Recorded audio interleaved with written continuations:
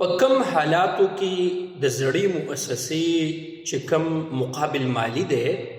یعنی مکتب عمل رسوم دي چې ته کله نوې مؤسسې ته نزول وکړي هغه نوې مؤسسې ته راوړي او په کم حالاتو کې هغه نه راوړي لکه ډېر ملګري داسې وي چې هغه د شریکینو مؤسسې ته تنزل کوي فردي مؤسسې ده نو هغه په کم حالاتو کې هغه رسوم راوړي په کم حالاتو کې په نوې مؤسسې پسې نه راوړي دا ویډیو ټول وګورئ او د لازمي د ملګرو سره دا ویډیو شیر کړئ چې زه تاسو په دې باندې پوه کړم ګورئ چې کله تاسو د یو نوې مؤسسې نه د زړې مؤسسې نه چې په تاسو کې په هغې پسې هغه کم حالات دي چې مکتب عمل 9000 20000 هغه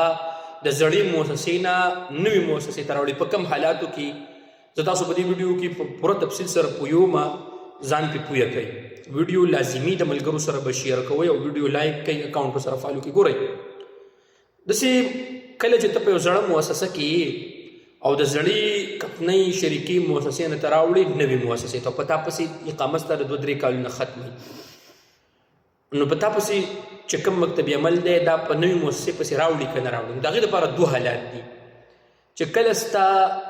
زړه مؤسسه په ځای باندې موجود دي د هغه سجل تجاري او هر څه د هغې برابري نو په هغه حالاتو کې چې ته کله نوې مؤسسې ته راځي فردي مؤسسې ته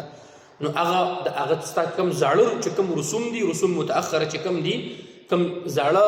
زوړ مکتب عمل چې کم دی هغه نوې مؤسسې ته نه راوړي په دې حالت کې هغه چې کله ستا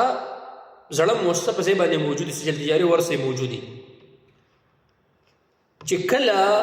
ستا زړه مؤسسه ختموي دغه سجل تجاري ختموي د زړې مؤسسې سیسټم کې ریکارډ نه مکمل ختم شوی او ته نوې مؤسسې ته تنزل کې نو په دې حالت کې به چې کم زوړ مکتب عمل دی دا به په دې نوې مؤسسې پسې راځي په کم حالاتو کې چې کله ستا زړه مؤسسه ختموي د هغې مکمل ریکارډ په سیسټم کې نه وي سجل تجاري ختموي په دغه حالاتو کې به زوړ مکتب عمل چې کم دی دا به په نوې مؤسسه پسې راځي ستا نوې مؤسسه پسې دا خبره ځان سره